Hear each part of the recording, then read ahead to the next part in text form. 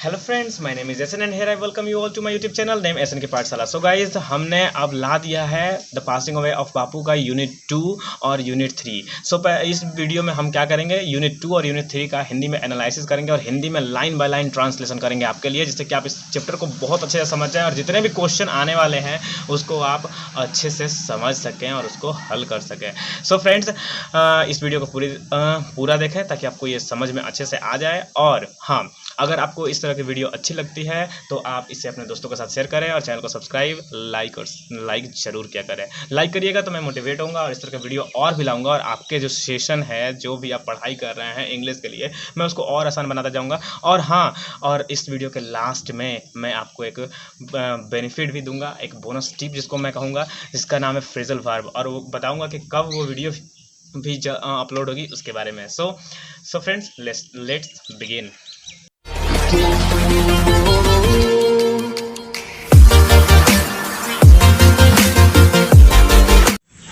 So friends, चलिए हम लोग स्टार्ट करते हैं यूनिट 2, और यह है हमारा unit 2। Gandhi ji funeral was to take place, मतलब गांधी जी का जो अंतिम संस्कार होने वाला था वो टेक प्लेस माने घटित होना था। फिर हमें एक फ्रेजल वर्ब मिला, और आपके वेस्ट बंगाल बोर्ड में फ्रेजल वर्ब बहुत इंपॉर्टेंट है। ये 4 से 5 नंबर का क्वेश्चन इस पर आता ही है। सो टेक प्लेस मतलब घटित होने वाला था कब? The day after his death, जब वो मरे थे उसके एक दिन बाद। आफ्टर का मतलब बाद होता है, तो डे आफ्टर हिज डेथ का मतलब जिस दिन वो मरे थे उसके एक दिन बाद। Hours in advance, hours in advance का मतलब क्या होता है कि घंटों पहले। आवर्स इन एडवांस का मतलब घंटों पहले people line the route the funeral position was to follow, जिस रास्ते से फ्यूनरल पोजीशन मतलब कि उनकी अंतिम यात्रा यानी कि प्रारंभ हो रही थी, अपने वो जहां उनको ये किया जाना था, उनकी फ्यूनरल संपन्न किया जाना था, वहां जाने वाले थे। तो वहां क्या था, उस रास्ते में लोग क्या थे, लाइन बनाकर कतारों में एकदम भीड़ लगाकर खड़े थे। कब से? बहुत मतलब घंटों पहले से। पद्मसी कौन है? Mrs Naidu's daughter, Mrs Naidu की daughter spoke for us all, हम लोगों के लिए उन्होंने कहा। क्या कहा उन्होंने? She said simply we will walk. She said simply क्या कहा कि spoke for us all when she said simply we will walk, जब वो कहेंगे तो हम लोग क्या करेंगे, चलेंगे। यानी कि उनकी बेटी ने कहा कि हम लोग जैसे वो बोलेंगी कि अब हमारा ये यात्रा शुरू होने वाला है, प्रारंभ होने वाला है, तो हम लोग उसको स्टार्ट कर देंगे और हम लोग वॉक करने लगेंगे, मतलब चलने लगेंगे, जो पोजीशन है फ्यूनरल पोजीशन उसके साथ में।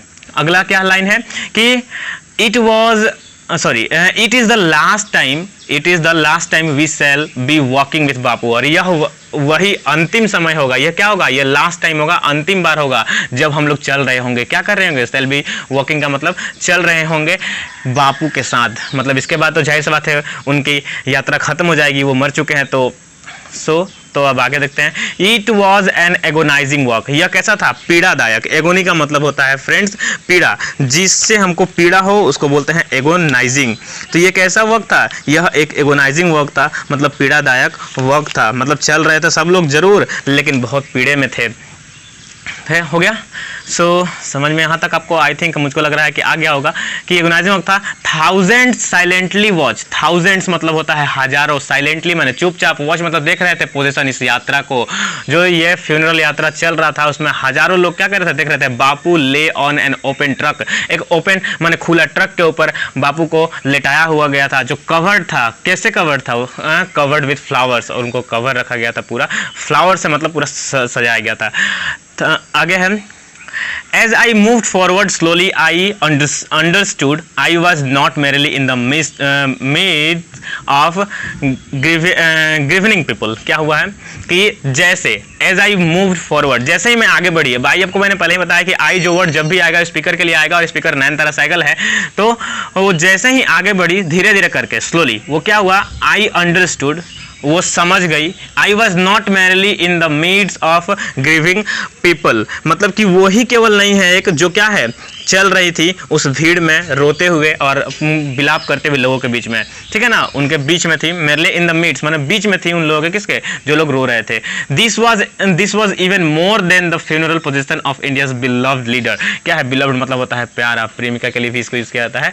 सो ये क्या है कि this was even more than मतलब कोई चीज अगर हो रही है वो उससे ज्यादा है, फ्यूनरल पोजीशन से ये ज्यादा था। मोर देन फ्यूनरल पोजीशन मतलब फ्यूनरल मतलब मरण यात्रा नहीं समझिए इसको, ये लास्ट का लास्ट की यात्रा नहीं है, ये उससे ज़्यादा लग रहा था। ऐसा लग रहा था लोग गांधी जी से इतने प्यार करते हैं कि उनके पीछे पीछे दौड़े पड़ रहे हैं।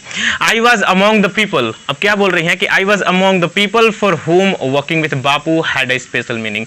मैं उन्हीं लोगों में से थी, कौन लोगों में से, जो बापू के साथ चल रहे थे, जिनका एक स्पेशल मीनिंग, स्पेशल अर्थ था उस समय चलने का।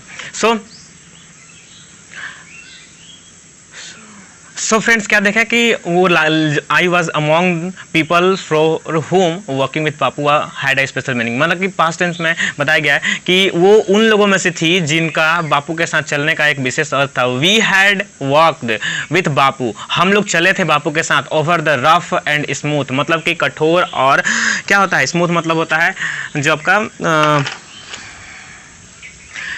वैसे तो यहाँ स्मूथ का मतलब जो आपका है कोई चीज़ जो सॉफ्ट होती है उसके लिए नहीं है। ये क्या है कि उन दिनों भारत का जो डिफ़िकल्टी थी उसको देख करके बताया गया है कि वो स्मूथ और रफ पाथ पर चलने का मतलब हुआ कि दुख और अच्छे और भले दिनों में चली थी। समझ में आ रहा है फ्रेंड्स? क्या है कि work with Bapu over the rough and smooth of India's recently history, अभी का जो इंडिया है उसका जो पास्ट का हिस्ट्री था उस पर, उस इतिहास पर हम लोग बापू के साथ चले थे। वो रास्ते कैसे थे, माने कि अच्छे और बुरे दोनों का हमने सामना किया था वहां पर। We could not now accept the fact that the man who had led us over many difficult path was never going to walk with us again, मतलब कि अब हम लोग विश्वास ही नहीं कर सकते थे कि क्या था फैक्ट को, इस वास्तविकता को, इस सच्चाई को, कि जो मैन हु मतलब कि वह आदमी जिसके साथ हमने चला था, क्या है, ओवर मेनी डिफिकल्ट पाथ, मतलब बहुत सारे कठिन रास्तों पर, was never going to walk with us again, अब हमारे साथ कभी नहीं चलेगा। Bapu's silent figure had walked, अब बापू का क्या था बताया जा रहा है कि बापूज साइलेंट फिगर हैड वॉक्ड, बापू का जो चित्र है मतलब कि उनका शरीर कहाँ क्या था, walked stuff and hard, stuff in hand, stuff मतलब होता है छड़ी, इन हैंड मतलब कि हाथों में लेकर के, over large part of India, माने कि बापू पैर से ही अपने फिगर मतलब हो गया उनका, ऐसे फिगर मतलब फोटो होता है, फोटो नहीं माने बापू ही यहाँ मतलब है कि चले थे अपने हाथों में डंडे, केवल डंडा लेकर के, over large part of India, Bharat के पूरे क्षेत्र पर, विशेष क्षेत्र पर। क्यों लार्ज पार्ट ऑफ, क्योंकि उसको सुधारना था, उनको वहाँ के प्रॉब्लम को ठीक करना था। To work is to make slow progress, और वो वर्क कैसा था कि धीरे धीरे हो लेकिन प्रोग्रेस हो, उस प्रोग्रेस के लिए, भारत की प्रोग्रेस के लिए वो चले थे। It is to think with clarity and closely look at all that it around you from small insect to the horizon in the distance. मतलब मीनिंग क्या हो गया, इसका मीनिंग है कि यह स्पष्ट रूप से तुम्हें सोचना है। क्या लिखा हुआ है, इट इज थिंक क्लियरिटी के साथ, क्लोजली लुक, और एकदम स्पष्ट रूप से ध्यान से देखना है, दैट ऑल अराउंड यू, तुम्हारे जो आसपास चारों तरफ है, फ्रॉम स्मॉल माने छोटी से छोटी चीज से लेकर के, जैसे कि insect, to the horizon in the distance, जो हमारे दूर, हमारे आंखों के सामने दूर जो क्षितिज दिखाई देती है, जहाँ आसमान और धरती का मिलन होता है, उस जगह को, मतलब कि बापू चले थे इतने बड़े पार्ट पर कि उनको छोटे से लेकर बड़ा बड़ा जगह पहुंचे थे। मोर ओवर फ्रेंड क्या है, इसके अतिरिक्त, मोर ओवर का मतलब हो गया इसके अतिरिक्त, to walk was often the only way open to the average Indian, मतलब कि उनके साथ चलना है, एक रास्ता ओपन करना है, ऐसा ताकि एक रास्ता ओपन हो गया है, गांधी जी के पीछे चलना है।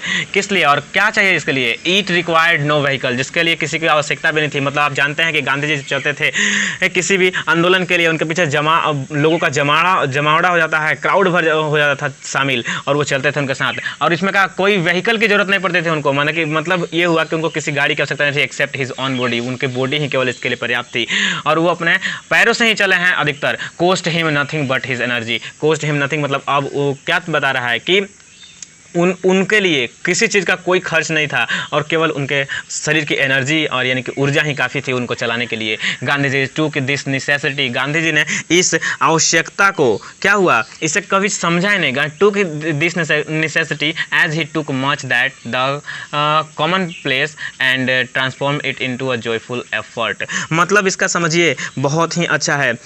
क्या हुआ कि इसके लिए गांधी जी को किसी गाड़ी की आवश्यकता नहीं पड़ती थी, इसके लिए कोई भी खर्च नहीं था, लेकिन अब क्या बता रहा है कि उनकी शारीरिक ऊर्जा काफ़ी थी। गांधी जी ने इन ज़रूरतों को अपनाया, गांधी जी ने क्या किया, इन ज़रूरतों को अपनाया। टुक दिस नेसेसिटी का मतलब इन ज़रूरतों को अपनाया, उन्होंने उसे साधारण लोगों के लिए लिया। किसके लिए, कॉमन प्लेस, मतलब समझते हैं ना, इसके साधारण लोगों के लिए, and transform it into a joyful effort, और इसको लेकर क्या एक प्रसन्नतापूर्वक प्रयास में, जॉयफुल एफर्ट में, जॉयफुल मतलब प्रसन्नतापूर्वक होता है, ट्रांसफॉर्म मैंने बदल दिया, इस तरह से हम क्या देखते हैं कि गांधी जी जो थे इतने महान थे कि अभी के तो जाहिर सी बात है नेता नहीं हो सकते, केवल अपना खाना और इसके अतिरिक्त उनको और कुछ नहीं चाहिए था। अभी तो पॉलिटिक्स में सब लोग लुटेरे भरे हुए हैं। तो अब हम लोग अगला यूनिट भी देख लेते हैं फ्रेंड्स। सो फ्रेंड्स अब हम लोग देख लेते हैं यूनिट 3 को, जो हमारा यूनिट 3 है और यही लास्ट यूनिट है इस चैप्टर का, द पासिंग ऑफ बापू का, जो नयनतारा सहगल के द्वारा लिखा गया है। Some days after the funeral, मतलब कि जब सम डे कुछ दिनों बाद, आफ्टर द फ्यूनरल मतलब जो गांधी जी का ये हुआ आपका अंतिम संस्कार। सो जब उनका some days after the funeral special train to Gandhi ji ashes to the Allahabad, मतलब कि एक स्पेशल ट्रेन उनके लिए लाई गई। क्या हुआ? टूक, जो ले गई, क्या की ले गई गांधी जी एसएस, गांधी जी का जो राख था, जलाने के बाद जो राख बचता है वो, जिसको हम लोग एसएस टू द इलाहाबाद, जिसको हम लोग क्या बोलते हैं, अस्थिया बोलते हैं, इलाहाबाद लेके गई। The compartment was decked with flowers, मतलब कि पूरा तरह से डेक्ड मतलब होता है सजाया गया था, फ्लावर्स से, फूलों से कंपार्टमेंट को पूरा सजा दिया गया था जिसमें उनके राख को लिया गया था। When people on the train sang bhajans, और जो लोग वहां पर थे ट्रेन में उपस्थित वो भजन गा रहे थे। People did not weep any more for they could feel Gandhi ji present amid the flowers and the song. क्या हुआ कि अब लोग क्या हुआ, वीप नहीं कर रहे थे, मतलब रो नहीं रहे थे, क्या कर रहे थे, दे कुड फील, क्योंकि वो महसूस कर पा रहे थे गांधी जी के मौजूदगी को। अमिड मतलब होता है किसी चीज के बीच में, तो किस है, फ्लावर्स और उस गाने के बीच में वो गांधी जी की उपस्थिति को जो था क्या थे, महसूस कर रहे थे, इसलिए अब वो ग्रीव नहीं कर रहे थे और रो नहीं रहे थे। सो एट एवरी स्टेशन, प्रत्येक स्टेशन से जहां से वो गाड़ी गुजर रही थी, जो ट्रेन गुजर रही थी इलाहाबाद जाने के लिए, सोरोफुल क्राउड, सोरोफुल मतलब हुआ बहुत ज़्यादा दुखी, क्राउड क्या था, भीड़ जमा हो जाती थी। फील्ड द प्लेटफॉर्म, फील्ड मतलब पूरा प्लेटफॉर्म को भर देती थी फुल भीड़। Amid song and prayer the train reach Allahabad, मतलब गाने और प्रार्थना के जो चल रही थी उसके मध्य में ही अब चलते चलते गांधी जी की ट्रेन पहुंचती है Allahabad. The ashes were immersed in the Ganges. अब वहाँ क्या होता है जाकर के कि एसेज माने राख को, इमर्ज मतलब दहवा दिया जाता है, बहा दिया जाता है, इन द गंगेज, गंगेज माने आप जानते हैं गंगा नदी को, where a huge crowd had gathered at the bank, जहाँ पर बैंक मतलब होता है नदी का किनारा, तो वहाँ पर क्राउड बहुत ज़्यादा है, ह्यूज क्राउड का मतलब बहुत ज़्यादा भीड़ जमी हुई लगी हुई है वहाँ पर, जहाँ पर उनके राख को यानी कि अस्थियों को दाह किया जा रहा है, दहाया जा रहा है, बहाया जा रहा पानी में। आफ्टरवर्ड, इसके बाद we all went back to Delhi, और इसके बाद हम सब क्या थे, दिल्ली पहुंच जाते हैं। तो क्या है, जब वो सब लोग दिल्ली वापस आ गए तो क्या बोल रहा है, लेकर बोल रही है बैक इन दिल्ली वापस आने के बाद आई फेल्ट एट सी। अब ये देखिए इसका मतलब मैं सागर का महसूस करना, ऐसा नहीं होता है कि मैं सागर में हूँ। इसका एक फ्रेज है, इसका मतलब होता है आपका इडियम्स, इसका मतलब होता है आई फेल्ट एट सी मतलब बहुत दुखी होना, लोनली फील करना, अकेला फील करना, एकांत, समझ आ रहा ना कि मतलब अकेला फील करना। अब क्या है, आई हैड नॉट डायरेक्टली, क्या मीनिंग हुआ, I had not directly walk with Gandhi ji, मतलब मैं कभी भी सापेक्ष रूप से गांधी जी के, मैंने सीधे रूप से गांधी जी के साथ नहीं चली थी। Gone to prison at his call, jail भी नहीं गई थी उनके बुलाए पर, और made any sacrifice for my country, और अपने कंट्री के लिए कोई सेक्रीफाइस मतलब कोई त्याग भी नहीं किया था मैंने, मतलब कि मैं अब छोटी, मतलब ये नयनतारा सहगल तो क्या थी उसमें छोटी थी, तो जाहिर सी बात है वो कैसे जा सकती हैं युद्ध में, लेकिन वो अब अपने इस राइटिंग्स के द्वारा बता रही हैं उस समय जो हुआ था घटना को। सो कोई की नहीं कहता, अब क्या कहते हैं, माई सिस्टर एंड आई, मेरी बहन और मैं, माई सिस्टर एंड आई, मेरी बहन और मैं, एंड अदर यंग, और भी जो यंग पीपल थे लाइक मी, हम उन लोगों के जैसे, had been merely onlookers, क्या बने रहे, मतलब सिंपल साधारण रूप से वो केवल ऑन लुकर्स है, मतलब वो केवल देख सकते थे, वो और कुछ कर नहीं सकते थे। समझ में आ रहा है आपको बात, कि उनकी बहन, उनके जैसे और भी लोग जो थे, युवा थे, वो केवल दर्शक बने रहे और कुछ नहीं किए, मतलब कि वो लोग कर नहीं सकते थे, जाहिर सी बात है, इसलिए नहीं कर पाए वो। अब आगे देखते हैं, but still I felt at sea, लेकिन फिर भी वो क्या थी, उनको अब महसूस हो रहा था, मैंने गांधी जी के साथ वो डायरेक्टली नहीं चली थी, वो गांधी जी के साथ कोई ऐसा नहीं था कि वो गांधी जी के साथ हमेशा चलती हो साथ में, इसलिए वो चले गए तो दुखी हो रहे, लेकिन नहीं, उनको अब अकेला महसूस हो रहा, लेकिन नहीं चली थी डायरेक्ट, फिर भी उनको ऐसा महसूस हो रहा था। I felt I had grown up with a magic circle, मैंने महसूस किया, आई फेल्ट मतलब आगे लेखिका कहती है कि मुझे महसूस हुआ, कैसा हुआ, जैसे कि मेरा जन्म हुआ था, जैसे कि कोई मैजिक सर्कल, मैंने किसी सुरक्षित चीज के लिए सर्कल लगाया गया है, है कि सर्कमस्टांसेस के अंदर उनका जन्म हुआ है। विद बापूज पासिंग अवे, बापू के चले जाने के बाद, पासिंग अवे का मतलब चले जाने के बाद, I felt the magic circle had vanished, vanished मतलब होता है गायब हो जाना, छू मंतर, समझा रहा ना आपका। तो I felt the magic circle has vanished, अब वो सर्कल नहीं बचा, मतलब कि गांधी जी एक रक्षक के रूप में यहाँ पर याद किए जा रहे हैं, लिविंग मी अनप्रोटेक्टेड, और ऐसा फील हो रहा है लेखिका को जैसे कि अब वो अनप्रोटेक्टेड, प्रोटेक्ट मतलब क्या होता है, किसी की रक्षा करना, अब अनप्रोटेक्टेड मतलब उनकी रक्षा करने वाला, अब ऐसा उनको नहीं लग रहा कि कोई है, उनको अकेला अनप्रोटेक्टेड छोड़ करके गांधी जी चले गए, उनको ऐसा फील हो रहा है। जब गांधी जी थे तो उनको लग रहा था कि उनका जन्म एक ऐसे सर्कल में, सर्कमस्टांस में हुआ जहां उनको प्रोटेक्ट करने वाले हैं, लेकिन उनके जाने के बाद अब उनको प्रोटेक्ट करने वाला कोई नहीं है।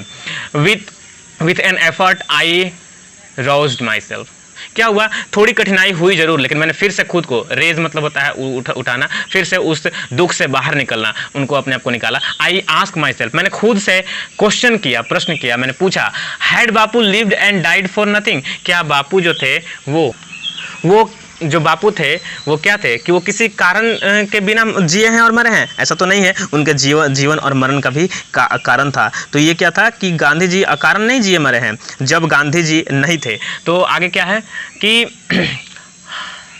हो गया nothing, how could I so easily lose courage when he was no longer there, अब वो यहाँ नहीं है, वहाँ नहीं है तो, या फिर यहाँ नहीं है तो हम लोग क्या, मैं अपना करेज, अपना हिम्मत को कैसे खो सकती हूँ, बताओ। वो लेखिका कहती है कि मैं इतनी कमज़ोर कैसे हो सकती हूँ ना, जब गांधी जी नहीं है तो।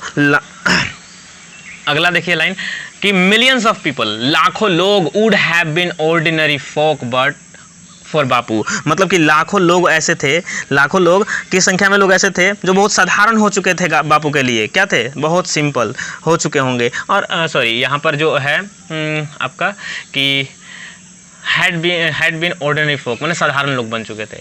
ही ब्राउट देम आउट, उन्होंने निकाला था, ब्राउट देम आउट का मतलब क्या हुआ कि उन्होंने क्या किया था, उदासीनता से, किससे, उन्होंने निकाला था। देखिए यहाँ पर लिखा हुआ है कि he brought them out of indifference, indifference मैंने समझता है ना, डिफरेंस भेदभाव जो होता है एक दूसरे करना, अवेकेंड उनको जागरूक किए थे, टू वन अनदर सफरिंग, एक दूसरे के दुख को महसूस करने के लिए, सफरिंग मतलब होता है पीड़ा को महसूस करने के लिए। उन्होंने क्या किया था गांधी जी ने कि उन सब लोगों को उदासीनता से उबारे और उनको एक दूसरे के कष्ट से रूबरू कराएं, उनको जगाएं, उनको दिखाएं कि एक दूसरे के कष्ट को कैसे सॉल्व किया जाता है।